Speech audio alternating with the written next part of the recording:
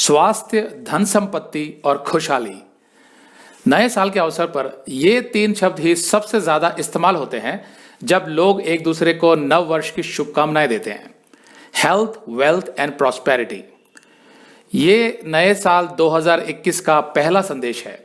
इसलिए हम ये वीडियो YouTube पर डाल रहे हैं ताकि हम अपने सभी दर्शकों के लिए, चाहे वे हमारे वेबसाइट hindibiblestudy.com के रजिस्टर्ड मेंबर्स हों या फिर हमारे YouTube चैनल से जुड़े हों, हम उन सब के लिए परमेश्वर से आशीषें मांग सकें। तो सबसे पहले तो आप सबको नया साल बहुत बहुत मुबारक। और मैं अपनी टीम की तरफ से परमेश्वर से प्रार्थना करता हूं कि जितने भी दर्शक हमारे चैनल और वेबसाइट से जुड़कर बाइबल सीख रहे हैं, इस वर्ष में प्रभु यीशु उन सब को बहुतायत से आशीषित करे, उनको अच्छा स्वास्थ्य दे, उनकी आर्थिक स्थिति को सुधारे और उनके जीवन में एक नया विश्वास, एक नया आनंद भर दे, उनके जीवन में खुशहाली लाए, ताकि वे वचन का अध्ययन करने और वचन के आधार पर चलने के लिए प्रोत्साहित हो सकें। तो अब हम वापस आते हैं अपने आज के शीर्षक पर। जी हाँ, स्वास्थ्य, धन संपत्ति और खुशहाली, मतलब हेल्थ, वेल्थ एंड प्रॉस्पेरिटी। सुनने में ये तीनों शब्द बहुत अच्छे लगते हैं, सब खुश हो जाते हैं इन शब्दों को सुनकर। लेकिन यहां मैं आपको थोड़ा सतर्क कर देना चाहता हूं। क्यों?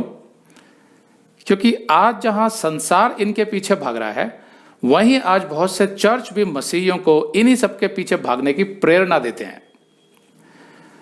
तो कोई यहां पूछेगा कि भाई, इनके पीछे भागने में बुराई क्या है? तो बुराई क्या है और कितनी है, वो मैं इस संदेश में समझाऊंगा। लेकिन उससे पहले मैं आपको बताना चाहता हूं कि हमने ये चैनल और अब हमारा वेबसाइट इसलिए शुरू किए थे ताकि हम इस देश के चर्चों में चल रही गलत शिक्षाओं में सुधार कर सकें। हमारी कोशिश यही है कि इस देश में अंधविश्वास और लालच से भरी मसीहत हटे और सच्ची मसीहत आए, जिसके लिए यीशु ने अपना बलिदान दिया था। इसलिए आज के इस संदेश में मैं उन चर्चों की शिक्षाओं का खुलासा करूंगा जो स्वास्थ्य, धन संपत्ति और खुशहाली के नाम से चर्च जाने वाले लोगों को न केवल भरमाते हैं, बल्कि उन्हें उस राह पर छोड़ देते हैं जिसमें वे अपने जीवन से निराश हो जाते हैं और यीशु पर से उनका विश्वास उठने लगता है। जी हाँ, आज मैं फेथ हीलर्स और प्रॉस्पेरिटी गॉस्पल के विषय में बात करूंगा, इसलिए कृपया इस संदेश को अंत तक देखिए। हेल्थ, वेल्थ एंड प्रॉस्पेरिटी अर्थात स्वास्थ्य, धन संपत्ति और खुशहाली की जो सांसारिक परिभाषा है, उसमें और बाइबल की परिभाषा में अंतर है। अब इससे पहले कि आप सोच में पड़ जाएं, मैं आपको स्पष्ट कर देना चाहता हूं कि बाइबल में भी स्वास्थ्य तो स्वास्थ्य ही है, यानी हेल्थ, और धन संपत्ति तो धन संपत्ति ही है, मतलब वेल्थ, और खुशहाली खुशहाली ही है, यानी प्रॉस्पेरिटी। तो कोई पूछेगा कि भाई फिर अंतर कहाँ है? देखिए, अंतर है स्वास्थ्य, धन संपत्ति और खुशहाली को पाने की चाहत में, अंतर उसमें है। मतलब क्या हुआ? मतलब यह है कि एक सांसारिक मनुष्य जिस तरह अपने भगवान से स्वास्थ्य, धन संपत्ति और खुशहाली मांगता है, एक मसीही को उस तरह से नहीं मांगना है। तो फिर किस तरह से मांगना है? देखिए, एक मसीही इन तीनों चीजों की चाहत रख सकता है और वो परमेश्वर से ये सब मांग भी सकता है, लेकिन उसके जीवन की शांति और आनंद स्वास्थ्य, धन संपत्ति और खुशहाली से बंधा हुआ नहीं है, बल्कि यीशु और उसके वचन से बंधा हुआ है। अब जिस घर में मैं रहता हूं, वो घर करीब 30 साल पुराना है। तो अब घर की हालत कुछ ऐसी है कि इसमें कहीं कहीं पे प्लास्टर उखड़ रहा है। इसमें मैंने आखिरी बार पेंट कब कराया था मुझे याद नहीं है। फिर बाथरूम की कंडीशन कुछ ऐसी हो गई कि उसके नीचे से पानी चला जाता है और वो नीचे वाले फ्लैट में चला जाता है। तो यहाँ पर मेन रोड के ऊपर ही हमारा घर है, जिसमें ट्रैफिक आता जाता है, बहुत शोर शराबा होता है, हॉर्न का, गाड़ियों की आवाज़, धूल मिट्टी इतनी आती है सड़क से कि अगर सुबह किसी चीज़ को हम साफ करें तो दोपहर तक दोबारा मिट्टी आ जाती है। तो मैं परमेश्वर से ये प्रार्थना कर रहा हूँ कि परमेश्वर मुझे एक नया घर दे, एक साफ सुथरी जगह पर, और साथ में मुझे जो मेरा बड़ा बेटा है उसको पढ़ाई के लिए एक अलग से कमरा चाहिए, तो उसमें एक अलग से कमरा भी उसको मिल सके जहां मैं शांति से बैठकर अपने संदेश बना सकूं।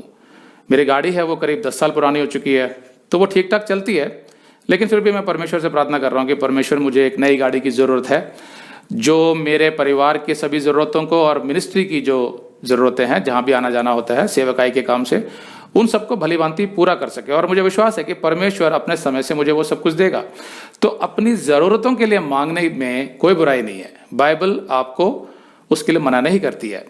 लेकिन मेरे जीवन की जो शांति और आनंद है वो इन सब चीज़ों से नहीं जुड़ा है। कहने का मतलब ये है कि मैं इस घर में भी उतना ही शांत हूँ, जिस गाड़ी में मैं अभी जाता हूँ वो भी मुझे ठीक ही लगती है।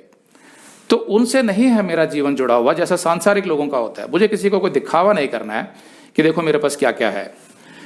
परमेश्वर तो चाहता है कि हर मनुष्य का स्वास्थ्य अच्छा हो, हर मनुष्य के पास इतना धन हो कि वो अच्छी रीति से जीवन गुजार सके, उसके पास रोटी कपड़ा मकान हो और ज़रूरत की सारी सामग्री भी हो। परमेश्वर नहीं चाहता कि कोई भी मनुष्य गरीबी का जीवन गुजारे और बुरी हालत में जिए, नहीं।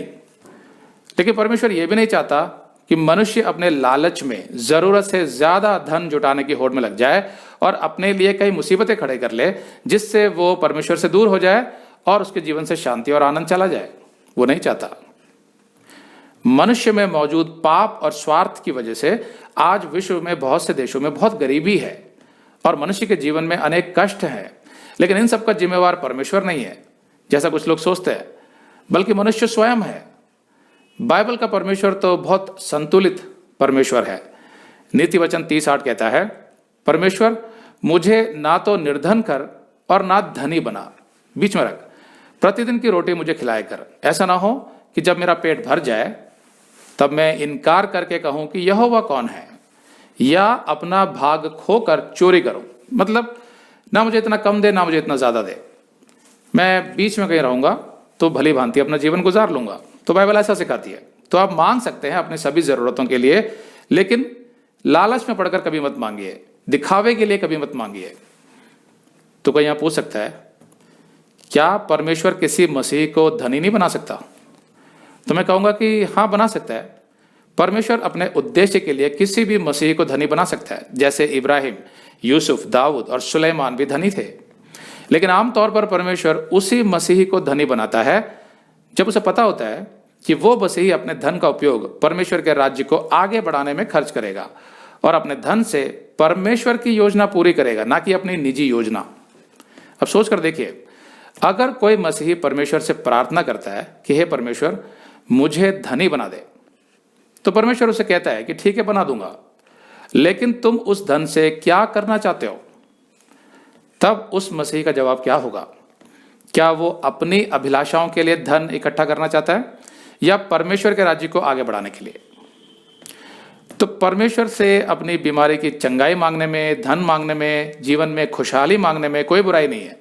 लेकिन साथ में ये भी याद रखिए कि परमेश्वर जो कुछ करता है वो अपनी योजना पूरी करने के लिए करता है, ना कि मनुष्य की योजना पूरी करने के लिए। क्योंकि मनुष्य में तो पाप है, जिसके कारण उसकी योजना में स्वार्थ और लालच होता है।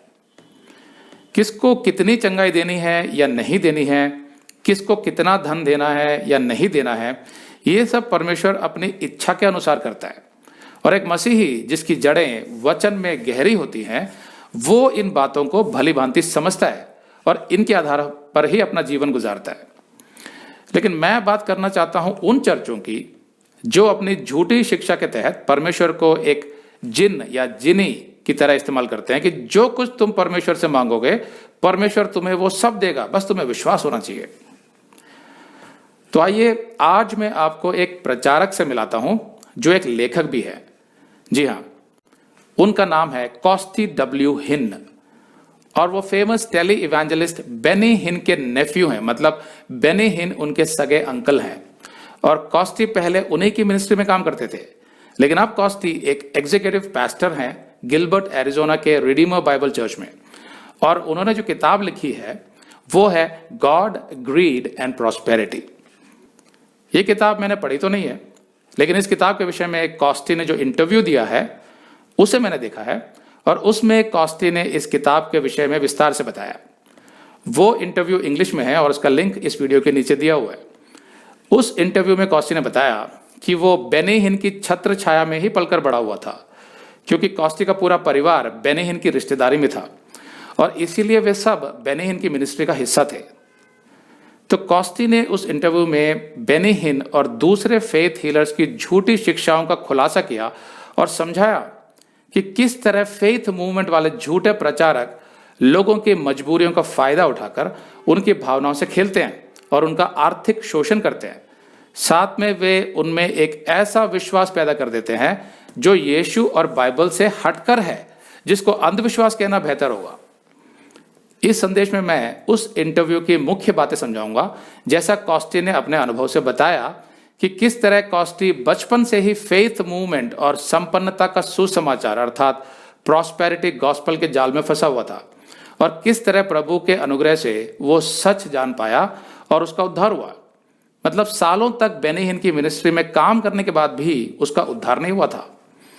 मिनिस्ट्री में होने के कारण कॉस्टी बाइबल के वचन तो जानता था, लेकिन उनका सही अर्थ नहीं जानता था, जिसकी वजह से उसका मन फिराव कभी नहीं हुआ था।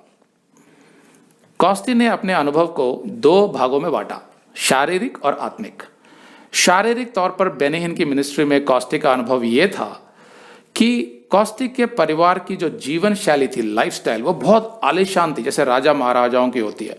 उनके 2 महल जैसे 2 बड़े बड़े घर, फिर नौकर चाकर, बड़ी बड़ी गाड़ियां, बड़े बड़े होटलों में 5 स्टार्स में आना जाना, फॉरेन के ट्रिप्स, प्राइवेट प्लेन्स उनके अपने, बड़ी बड़ी कारें जैसे हमर, फरारी, फिर अच्छे से अच्छे होटलों में जाकर विदेश में रहना। तो उनकी जो लाइफस्टाइल है वो बिल्कुल रिच एंड फेमस वाली लाइफस्टाइल है। आत्मिक तौर पर कॉस्टी को लगता था कि भाई जो कुछ भी हमें मिला है वो सब परमेश्वर की आशीषें हैं। वो ऐसे ही उसको सिखाया गया था बचपन से। तो जिन आयतों का गलत व्याख्यान करके कॉस्टी को दिखाया जाता था वे थी यूहन्ना 10:10, जिसमें यीशु ने कहा, मैं इसलिए आया कि वे जीवन पाएं और बहुतायत से पाएं। तो बहुतायत जो उसको समझाई गई थी वो यही थी कि तुम्हें शारीरिक, भौतिक और सांसारिक आशीषें भी बहुतायत से मिलेंगी। वही है अबंडेंट लाइफ। जबकि ये आयत तो अबंडेंट लाइफ आत्मिक की बात कर रहा है, और वो अबंडेंट लाइफ जो स्वर्गीय जीवन है हमारा, उसकी बात कर रहा है। फिर 3 यूहन्ना 1:2, हे प्रिय, यहां पर यूहन्ना ने कहा, मेरी यह प्रार्थना है कि जैसे तू आत्मिक उन्नति कर रहा है वैसे ही तू सब बातों में उन्नति करे और भला चंगा रहे। मतलब हेल्थ एंड वेल्थ।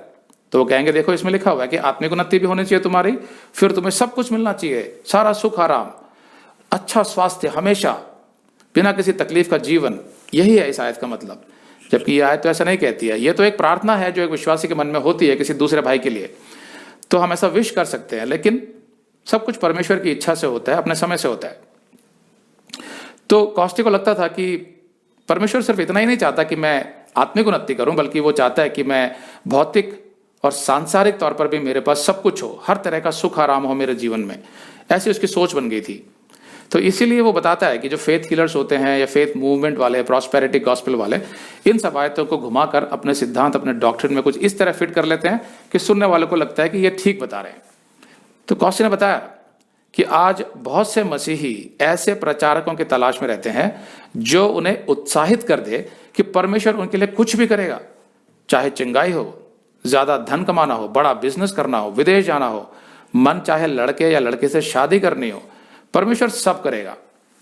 वो परमेश्वर को एक जिन या जिनी या दास की तरह प्रस्तुत करते हैं लोगों के सामने कि वो तुम्हारा दास है, जो तुम बोलोगे वो करेगा। ऐसा कुछ प्रस्तुत करते हैं परमेश्वर को वो। दूसरे तीमुथियुस 4:1-5 में पौलुस ने तीमुथियुस को चेतावनी दी थी कि ऐसा समय आएगा जब लोग अपने लिए ऐसे प्रचारक इकट्ठे कर लेंगे जो उनका मन बहलाएंगे। सच कोई नहीं सुनना चाहेगा, लेकिन तुम तीमुथियुस, तुम यीशु के लिए दुख उठाकर भी, दुख उठाने की बात कर रहा है यहां पे पौलुस, अपनी सेवकाई पूरी करना और सुसमाचार का प्रचार सच्चाई के साथ करना। क्यों लिखना पड़ा पौलुस को ये, तीमुथियुस को? क्योंकि इस तरह के प्रचारकों का, इस तरह के मिनिस्ट्रीज का आना भविष्य में, ये पौलुस को पता था। कौन नहीं चाहता कि उसका स्वास्थ्य अच्छा रहे, उसके पास धन हो, वो खुश रहे? हर कोई चाहता है। कोई नहीं चाहता कि उसके जीवन में संकट हो, कष्ट हो। कोई नहीं चाहता कि वो तलाक ले या उसका जीवन टूटा हुआ हो, निराशा में हो। कोई नहीं चाहता। इसलिए वे ऐसे झूठे उपदेशकों का प्रचार सुनने जाएंगे जहां उनकी भावनाएं उत्तेजित हो जाती हैं और उन्हें लगता है कि उनकी आत्मा उत्साहित हो रही है। They are excited emotionally, but they think that this is their spiritual edification, which is actually not. इसीलिए ये झूठे और लालची प्रचारक अपने लालच में उनका शोषण करते हैं, उनसे अलग अलग तरीकों से पैसे निकलवाते हैं। कभी भेंट और दशमांश के नाम से उन पर दबाव डालते हैं, तो कभी सीड मनी के रूप में पैसा मांगते हैं कि परमेश्वर के राज्य में बीज बो तो तुम्हें 100 गुना मिलेगा। जैसे कोई शेयर मार्केट हो, तुम्हें बहुतायत से आशीषें मिलेंगी, चंगाई मिलेगी, परमेश्वर तुम्हारी सारी मनोकामनाएं पूरी करेगा, तुम्हारे सारे सपने पूरे करेगा, बहुत सामर्थ्य है हमारे परमेश्वर में। ऐसे करके वो आपकी भावनाओं को बहुत उत्तेजित कर देते हैं। वे कहेंगे जितनी बड़ी भेंट दोगे परमेश्वर उससे भी बढ़कर आशीष देगा, धन देगा, बिजनेस देगा। परमेश्वर को छोटा समझने की गलती बिल्कुल मत करो इत्यादि। वो सिखाएंगे name it and claim it, bleb it and grab it. हमेशा पॉजिटिव थिंकिंग, सकारात्मक सोच रखो, कभी भटको मत उससे। जो तुम बोलोगे, speech power, speak things into existence, मतलब तुम जो बोलोगे वो होगा, परमेश्वर करेगा तुम्हारे लिए, ऐसा विश्वास रखो। जो तुम्हारे मुंह से निकलेगा वही होगा, देखना तुम। दूसरे शब्दों में कहें तो वो आपको एक तरीके से परमेश्वर बना देते हैं। बहुत से लोग ऐसी मिनिस्ट्रीज के जाल में फंस जाते हैं। वहां उन पर साइकोलॉजिकल पंच यानी मनोवैज्ञानिक दबाव डाला जाता है, जिसके तहत उन्हें कुछ इस तरह कहना सिखाया जाता है, यीशु के नाम से मैं ये बंगला मांगती हूं, ये महंगी गाड़ी मांगता हूं, चंगाई मांगता हूं, मैं परमेश्वर का बेटा हूं, मैं परमेश्वर की बेटी हूं, परमेश्वर मेरे लिए सब करेगा इत्यादि। ऐसा सब सिखा दिया जाता है उनको, बार बार बोलना, ताकि आपकी सोच में वो एकदम जगह बना ले। ऐसा लगता है आप परमेश्वर पर कोई दबाव डाल रहे हैं अपनी इच्छा मनवाने के लिए।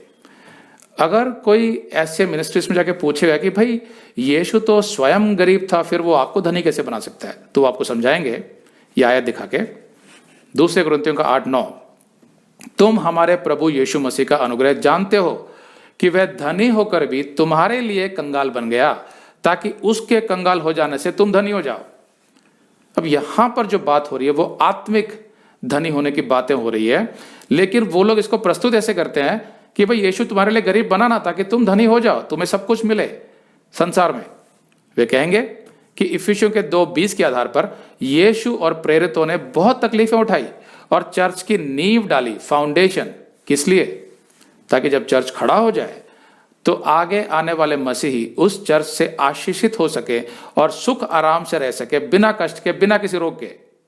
इसीलिए फाउंडेशन डाली थी उन्होंने। तो ऐसी आयतें दिखाएंगे आपको।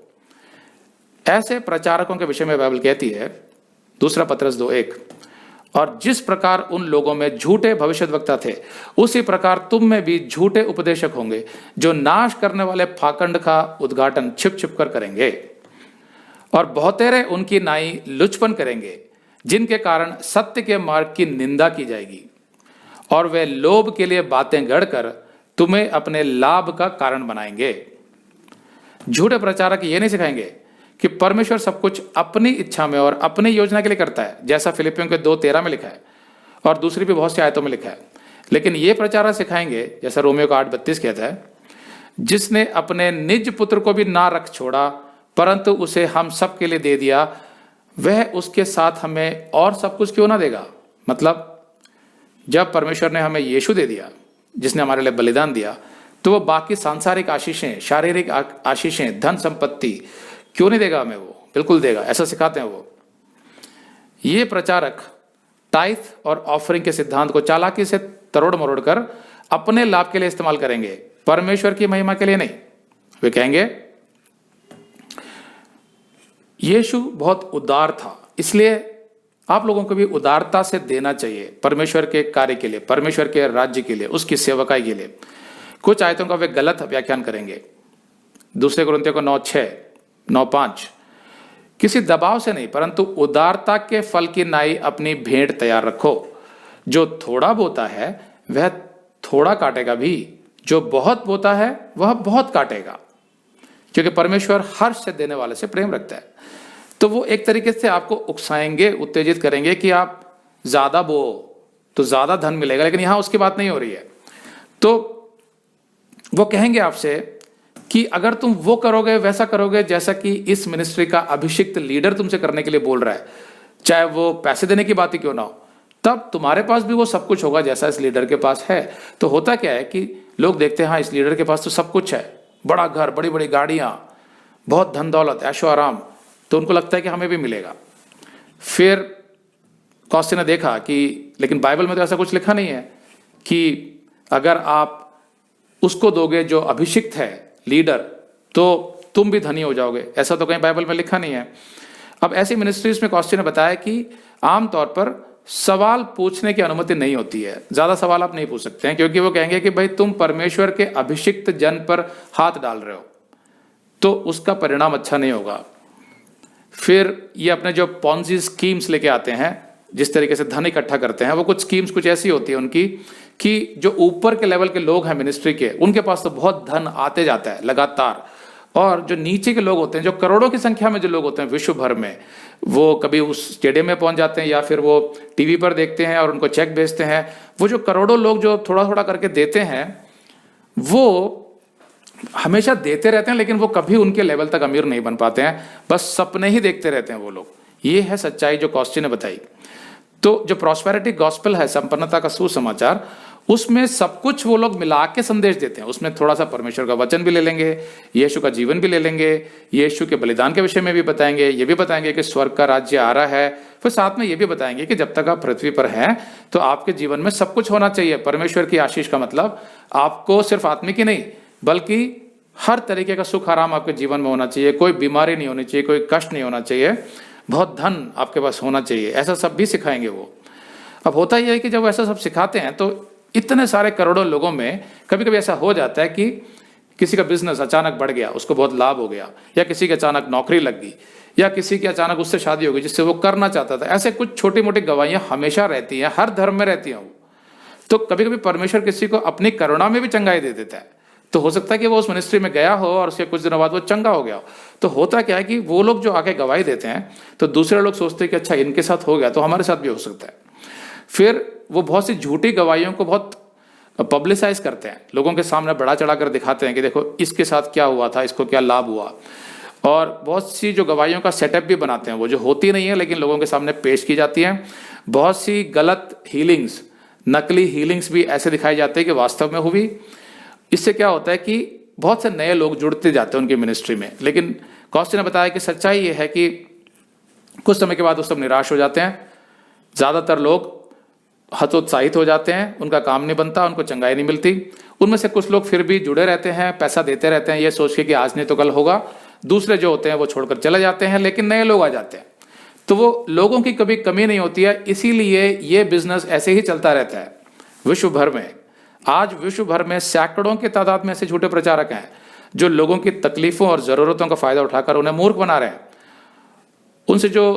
उनमें से जो ज़्यादा फेमस हैं वे टेली इवेंजलिस्ट हैं, जो अक्सर टीवी पर दिखाई देते हैं। स्क्रीन पर उनका फ़ोन नंबर भी दिया होता है, कॉन्टैक्ट डिटेल्स, ताकि आप उन्हें कॉन्टैक्ट करके उन्हें पैसे भेज सकें जिससे आपकी कोई इच्छा पूरी हो जाए।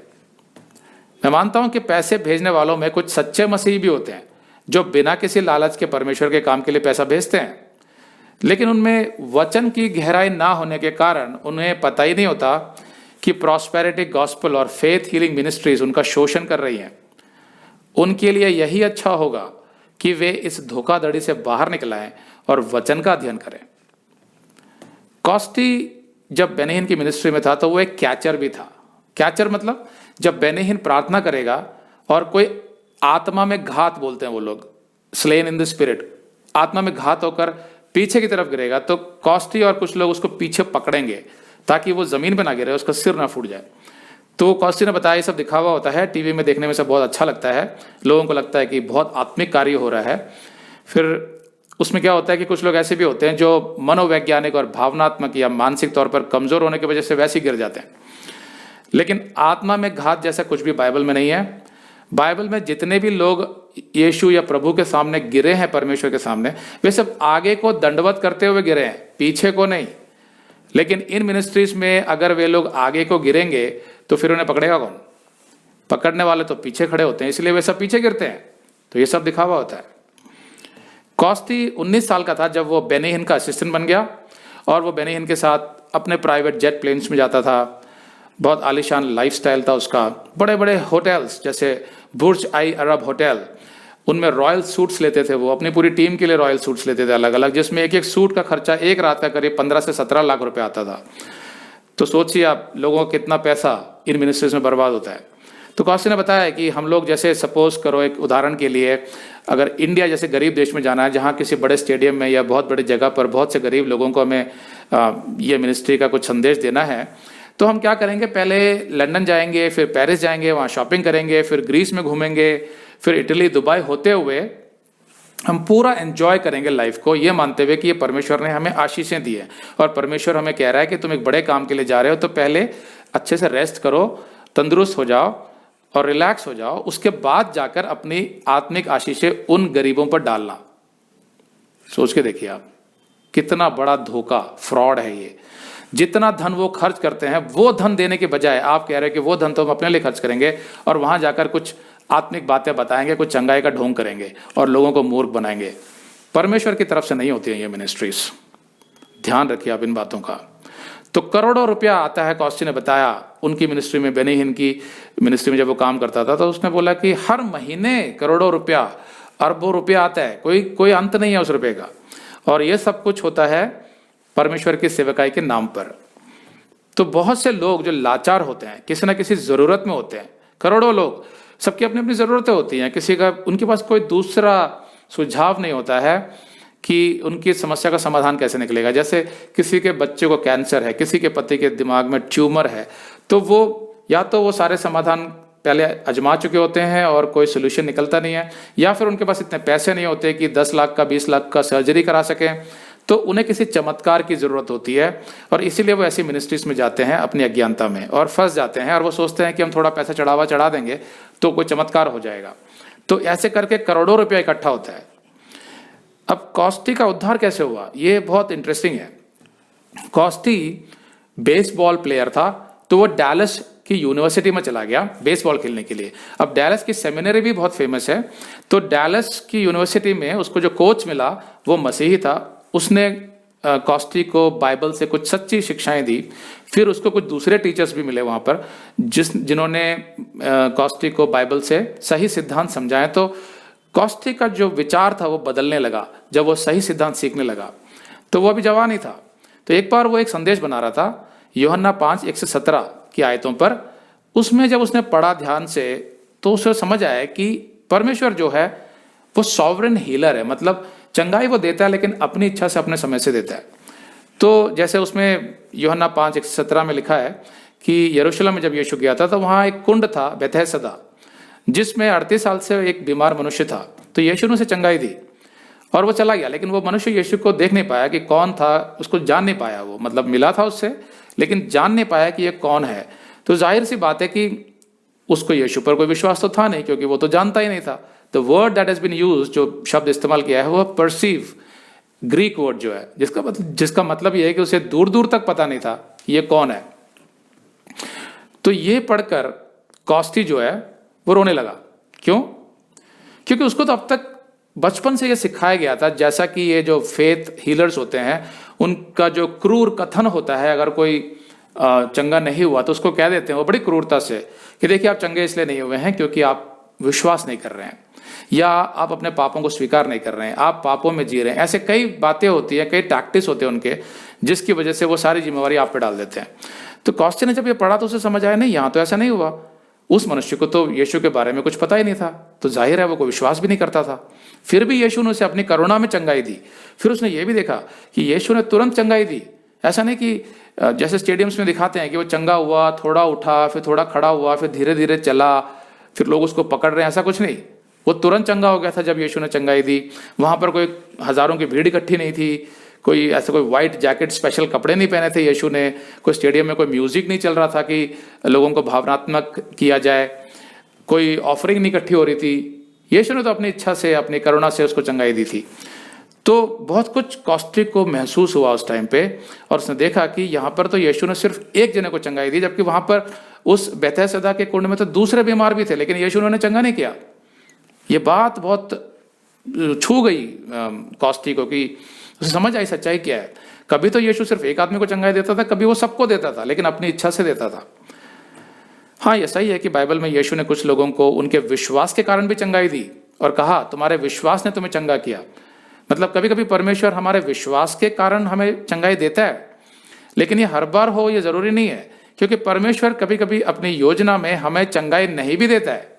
जैसे निक वोयजिच, जिसके बचपन से ही हाथ पैर नहीं है, और जोनी एरिक्सन, जो पिछले 50 सालों से व्हील चेयर पर है, लेकिन दोनों को परमेश्वर ने उसी अवस्था में ज्यादा इस्तेमाल किया अपनी सेवकाई के लिए।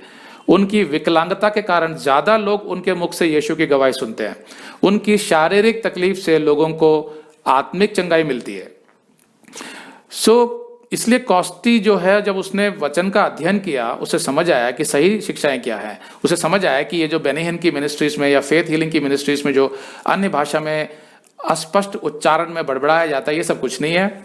उसको ये भी समझ आया कि ये जो सेकंड ब्लेसिंग बोलते हैं कि भाई आपका उद्धार तो हो गया, लेकिन आपको पवित्र आत्मा का बपतिस्मा नहीं मिला है, जो हम आपको दिलाएंगे, ये सब उसको समझ आ गया कि गलत है, बाइबल में नहीं है। उसको समझ आ गया कि जब मनुष्य का उद्धार होता है उसी समय उसको पवित्र आत्मा मिल जाता है।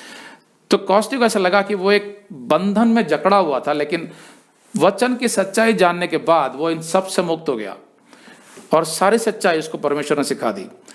तो फेथ मूवमेंट वाली मिनिस्ट्रीज आपको हमेशा सुहावनी बातों के विषय में ही संदेश देते रहेंगे।